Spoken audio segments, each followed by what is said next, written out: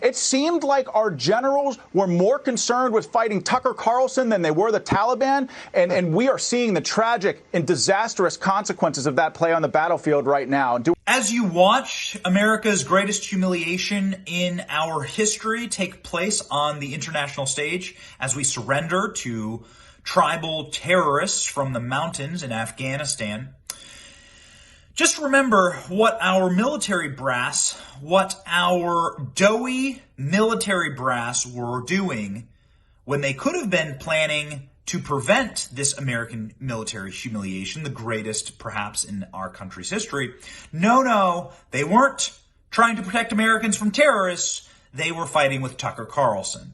That's right, fighting with Tucker Carlson, crying about white rage and critical race theory, and also calling you, the American people, the real terrorists, the real threats. Not joking. Watch this embarrassing compilation.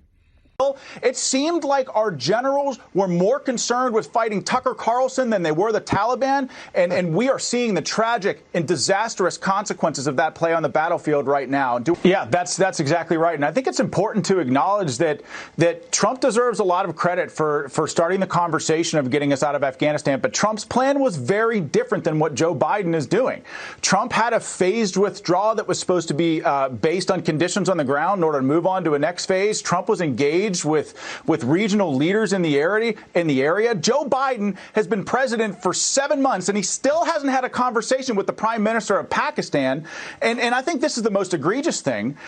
Joe Biden pushed our withdrawal date back to September 11th for strictly political reasons. And why does that matter? Because it gave the Taliban the time and the space to consolidate and reorganize and plan an attack on Kabul. Sean, my men in Afghanistan bled the ground red. And for the last 7 months, I've watched generals, engage in Twitter fights with people, debate the merits of critical race theory on Capitol Hill. It seemed like our generals were more concerned with fighting Tucker Carlson than they were the Taliban, and we are seeing the tragic and disastrous consequences of that play on the battlefield right now. To our soldiers, you did your job. You sacrificed, you fought, you gave the people of Afghanistan a shot for freedom, and it's important for the American people to hear this. It's time. We need to blame the suits for this tragic failure and not the boots.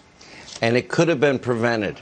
And what are the parents that lost their sons and daughters and our national treasure thinking about this disaster that was easily prevented, and Joe said would never happen? Anyway, so sad. Thank you both.